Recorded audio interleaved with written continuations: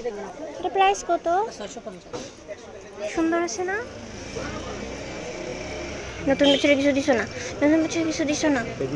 হ্যাঁ আমি কিছু চাইনি তোমার কাছে। হ্যাঁ ঘুরতে কিছু চাই আমি তোমার কাছে। আমার কথা শোনো না তুমি? আসসালামু আলাইকুম everyone, welcome back to my channel, welcome to my another blog. আর আজকে হচ্ছে আবারও নতুন একটি ভিডিও শেয়ার করতে চলে এসেছি আপনাদের মাঝে। ভিডিও শুরুতেই বলে নিচ্ছি, আমার ভিডিও যদি আপনাদের কাছে ভালো লেগে থাকে অবশ্যই ভিডিওতে লাইক দিতে একদমই ভুলবেন না। দেন যারা হচ্ছে আমার চ্যানেলে নতুন বা চ্যানেলটি এখন পর্যন্ত সাবস্ক্রাইব করেননি অবশ্যই চ্যানেলটি সাবস্ক্রাইব করে দিবেন। অ্যান্ড আপনাদের ভালো লাগা ও মন্দ লাগা আমার সাথে কমেন্ট করে শেয়ার করবেন। তো আজকে অনেক সকাল আমরা হচ্ছে বের হয়ে যাচ্ছি ঘোরার জন্য। চায়ের রাজধানীতে থেকে যদি আমরা এই কুয়াশাচ্ছন্ন চা বাগান না দেখি তাহলে কি হয়, একদমই এটা মিস করা যাবে না। সেই জন্য হচ্ছে আজকে ভোরবেলা আমরা বের হয়ে গিয়েছি। আর দেখতেই পাচ্ছেন গাড়ি ঘোড়া তো দেখা যাচ্ছে, বাট কোনো দোকান তেমন একটা ওপেন হয়নি এখন পর্যন্ত। আর যেহেতু প্রচুর ঠান্ডা পড়েছে আর প্লাস হচ্ছে চা বাগানের এদিকে বাগান সাইডে কিন্তু ঠান্ডাটা একটু বেশি, তাই হচ্ছে আমরা একদম ভোরবেলা বের হওয়ার কথা ছিল, বাট একটু লেট করে বের হয়েছি আর কি। তারপরেও কিন্তু দেখতেই পাচ্ছেন এই চা বাগানের কী অবস্থা। ভিডিওতে কিন্তু তেমন একটা বোঝা যাচ্ছিল না, একদম পুরো সাদা হয়েছিল পুরো জায়গা। আর ক্যামেরায় ততটা আর কি বোঝা যায়নি, বাট প্রচুর কুয়াশা ছিল। আর এটা দেখার জন্যই কিন্তু আমরা মূলত বের হয়েছি।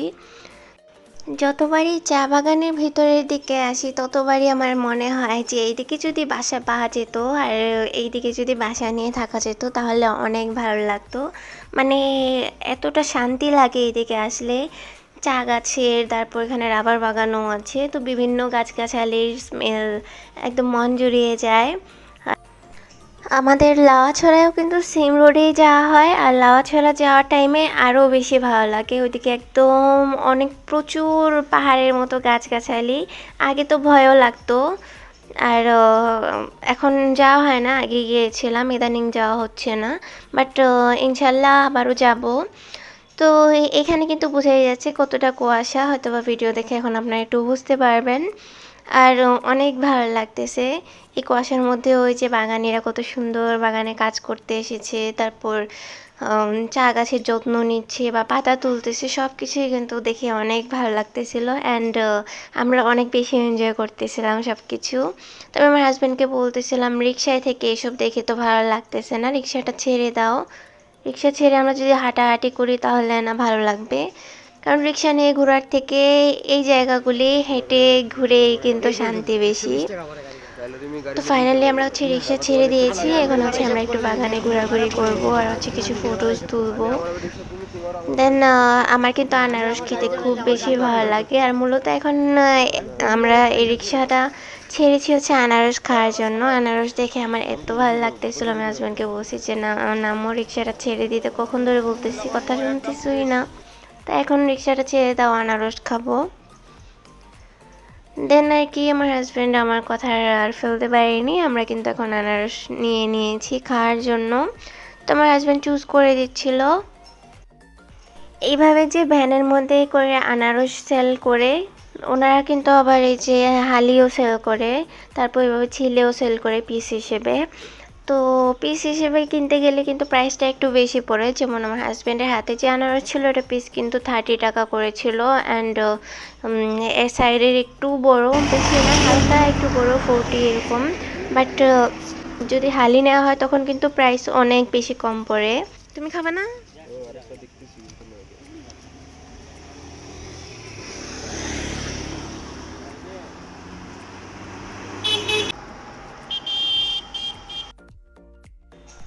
এখন কিন্তু এই দিকটায় মানুষ অনেক কম, একটু পরেই দেখা যাবে যে হুড়হুড়িয়ে মানুষ আসতেছে। কারণ শ্রীমঙ্গলের লোকাল যারা আছেন বা শ্রীমঙ্গলের বাহিরেরও যারা আছেন, মৌলভীবাজার, সিলেট বা ঢাকা বা অন্যান্য জেলা অন্যান্য বিভাগ থেকেও কিন্তু অনেক মানুষ ঘুরতে আসেন এই চা বাগানের মধ্যে।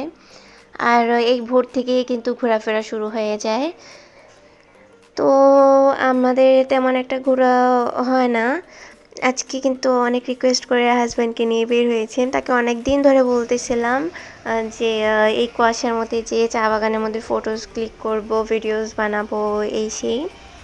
তো সকালবেলা কিন্তু শীতের মধ্যে ঘুম থেকে উঠতেও ইচ্ছা করে না। তারপর আমার হাজব্যান্ডকে অনেক মানিয়ে নিয়ে এসেছি বুঝিয়ে। তাছাড়া আমার হাজব্যান্ড এমনিও কিন্তু এখন সকালে উঠতেই হয়, যেহেতু তার অফিস টাইম হচ্ছে 8:30, সেটা সামার সিজনই হোক বা উইন্টার সিজন, অফিস টাইম কিন্তু সেমই।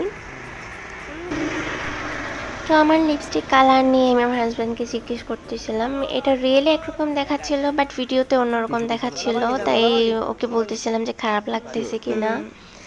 আর লাইট কালারের লিপস্টিক ইউজ করেছি। সচরাচর আমি লাইট কালার লিপস্টিক ইউজ করি না। তো যাই হোক, আমরা হচ্ছে এখন আনারস খাচ্ছি। আমার হাজব্যান্ড ফার্স্টে আমাকে খাইয়ে দিচ্ছিল, আর আনারসটা টক মিষ্টি ছিল।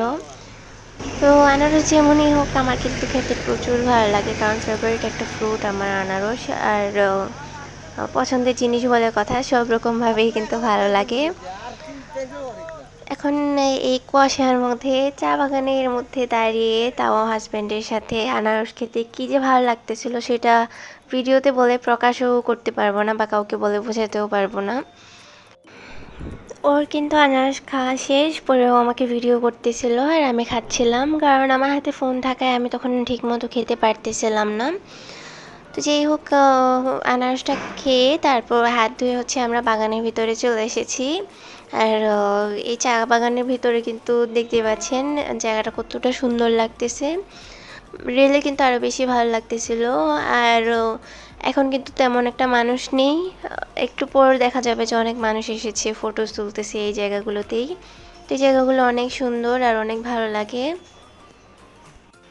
আমি দারাজ থেকে 2-in-1 একটা স্ট্যান্ড নিয়েছিলাম, যেটা হচ্ছে selfie stick and plus tripod দুইটা হিসেবে ইউজ করা যায়। তো আজকে এটা নিয়ে বের হয়েছি অ্যান্ড মনে করি যে এটা নিতে পেরেছি, এতে কিন্তু অনেক ভালো লাগতেছে। কারণ যদি এটা না থাকতো তাহলে আমরা দুজনে এভাবে ভিডিও করতে পারতাম না। এটা সেলফি স্টিকের মতো হওয়ায় অনেক দূর থেকে হচ্ছে উপরে তুলে ভিডিওটা করা যায়।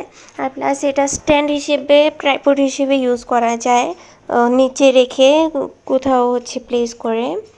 তো আমার হাজব্যান্ডকে বলতেছিলাম যে এই গাছগুলি, চা গাছগুলির মিডলে দাঁড়াও, তোমার কিছু ফটোস তুলি। দেন ফটোস তোলার নামে আমি ভিডিও করে নিয়েছি। আমরা যেহেতু অনেক ভোরবেলা বের হয়েছি, তো হচ্ছে নাস্তা করিনি, এভাবেই রেডি হয়ে তারপর ফ্রেশ হয়ে বের হয়ে গিয়েছিলাম। তো এখন হচ্ছে চিন্তা করলাম সামনে চাচির দোকান আছে, আর একটু পরে মানে দুপুর হতে হতে হচ্ছে ভাজা পোড়া করা হয়। তো আমরা তো আর দুপুর পর্যন্ত এখানে থাকবো না, তাই হচ্ছে চিন্তা করলাম যে চাচির দোকানে যেয়ে চাচির হাতে স্পেশাল দুধের স্বরের মালাই চা খাবো, আর সাথে হচ্ছে যে কোনো ধরনের বান রুটি বা কেক এটিসি নিয়ে নিব। আমাদের শ্রীমঙ্গলে 5 স্টার ক্রস করার পর হচ্ছে এই চাচির দোকানটা পড়ে, আর এখানে সব কিছুই পাওয়া যায়। আর হচ্ছে দুপুর থেকে এখানে ভাজা পোড়াও পাওয়া যায়, সিঙ্গারা, পুরি, ইটিসি। তো এই জায়গাটা অনেক ভালো লাগে, এখানে বসে চা খেতে যে কতটা ভালো লাগে সেটা যারা এখানে চা খেয়েছে তারা ভালো বুঝবে বা জানবে। আমরা আগে প্রায় আসতাম, এখন হচ্ছে আর কি বের হওয়া হয় না তেমন একটা, তাই আসাও হয় না। যাই হোক, আম্মুকেও নিয়ে এখানে এসেছি অনেকবার। তো চায়ের অর্ডার দিয়ে এসেছি 2টা চা, আর হচ্ছে বাটার বান দিতে বলেছিলাম, বাট কী চা এটা বলা হয়নি, তাই আমার হাজব্যান্ড আবার গিয়েছে। কারণ না হলে যদি রং চা দিয়ে দেয়, এখানে সব ধরনের চাই পাওয়া যায়, রং চা, আদা চা, তারপর হচ্ছে নর্মাল দুধ চা, তারপর মালাই চা, ইটিসি সব কিছুই পাওয়া যায়। তো ওপরে হচ্ছে সে আবারও যেয়ে অর্ডারটা কারেক্ট করে এসেছিল। যাই হোক, আমাদের চা কিন্তু অলরেডি এসে গিয়েছে। পিছনে কয়েকটা ভাইয়া চা খাচ্ছে, যার কারণে আমরা ওই পাশটায় বসতে পারিনি, এখানে রোড সাইডে বসতে হয়েছে। তো দেখলাম যে ওনাদের কিন্তু চা প্রায় খাওয়ার শেষের পথে। এখন দেখি ওনারা উঠে গেলে আমরা এই জায়গাটা চেঞ্জ করে ফেলবো, ওখানে বসে চা খেতে ভালো লাগবে বেশি। ওনারা কিন্তু অলরেডি উঠে গিয়েছেন, আর ওনারা হচ্ছে ওই পাশ দিয়ে চলে গিয়েছেন। একজন জাস্ট এই দিক দিয়ে পে করতে এসেছিল, তো ওনারও পে করা শেষ। তো এখন ওনারা যেহেতু চলে যাচ্ছেন, আমরা হচ্ছে এই জায়গাটা চেঞ্জ করে ফেলবো আর ওখানে চলে যাব। তো যে এই জায়গাটার কথা বলতেছিলাম, এই পাশেই হচ্ছে ওনাদের মানে চাচিদের কি বলে তেলের ভাজা পোড়া করা হয়। এই আমার হাজবেন্ড যেখানে বসছে এর বাম পাশে আর কি। তো এখানে ভাজা পোড়া করা হয়, পুরি সিঙ্গারা তারপর সমুচা ইটিসি। এখনও কিন্তু এটা এই জায়গাটা ওপেন করা হয়নি। চা খাওয়ার পর আমরা একটু হাঁটাহাঁটি করব, আর প্লাস এই যে 5 স্টারের সামনে যে মার্কেটগুলো আছে সেগুলো একটু ভিজিট করব।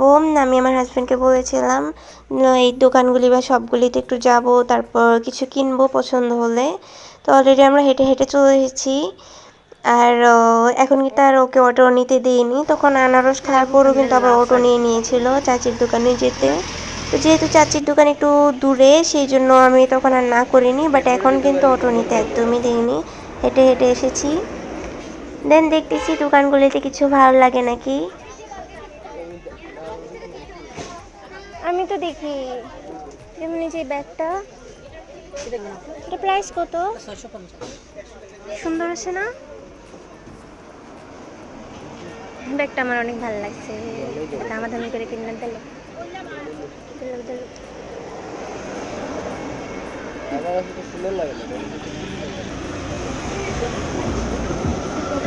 একদম ডিসকাউন্ট দিবে। সুন্দর থাকলে না তুমি দামাদামি করতে, ভালো লাগলে তুমি আরো দেখে নাও। এটা কিনবা, কেনার পর আরেকটা দেখবে ওরে দেখবে এটা সুন্দর। না আমি কইতাম না, আমি কইতাম না এই কথা।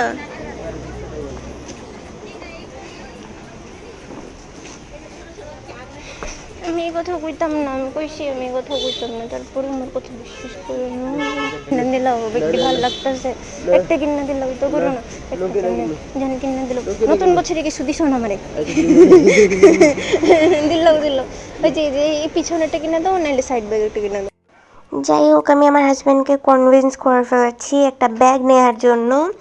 আর হচ্ছে কিভাবে আমি তাকে রাজি করিয়েছি সেটাও হয়তো আপনারা শুনতে পেরেছেন। এখন কথা হচ্ছে আমার হাজব্যান্ডের কাছে আমি কিছু চাইলে সে আমাকে দিতে বাধ্য, সে আমাকে কখনো মানা করে না।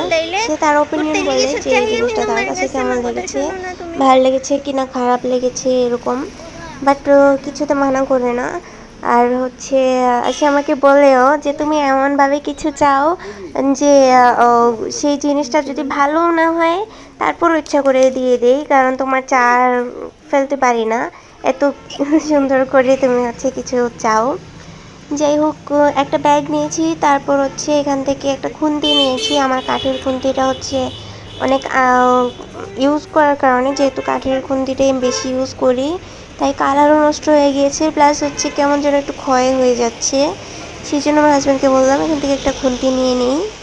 হাতে দিলাম 10 টাকা। একটা কথা শোনো, তুমি এ করতে করো না, একটু কথা শোনো। দিলাম দিলাম না প্লিজ। হাতে ভালো বিহেভ করতেছে। দিলাম কাস্টমার কি লাগবে তো আমার আমার কি লাগ। আচ্ছা খাবার কিচ্ছু কিনে দিল, তো একটা চিপস কিনে দিল, টাকা দিতে না দিলে একটা কিচ্ছু কিনে দিল। কইতে পারে দিলে আমার কি তো লাভ। আমাদের কথাবার্তা শুনে শপের ভাইয়াটাও কিন্তু হাসতেছিল। যাই হোক, এখানে পিচ্ছিটা অনেকক্ষণ ধরে হচ্ছে টাকা চাইতেছিল।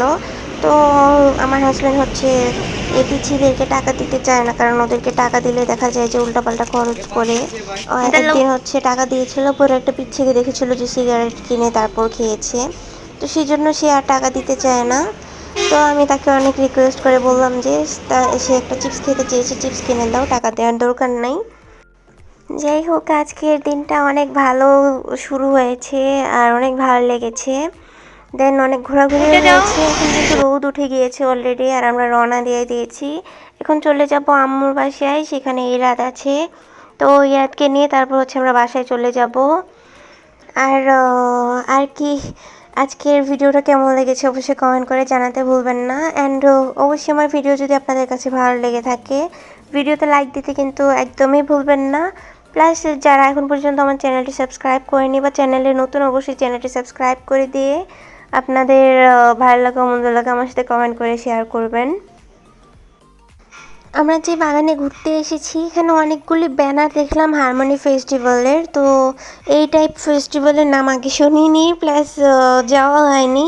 তো ট্রাই করবো এই হারমোনি ফেস্টিভ্যালেও যাওয়ার, হাজব্যান্ডকে মানিয়ে নেবো এটার জন্য।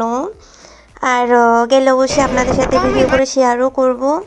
তো এখন অলরেডি আমরা আম্মুর বাসায় চলে এসেছি, আর আজকের ভিডিওটা এখানেই শেষ করে দিব। তো সবাই ভালো থাকবেন, সুস্থ থাকবেন, দোয়া করি আমাদের জন্য দোয়া করবেন। আল্লাহ হাফেজ, আসসালামু আলাইকুম।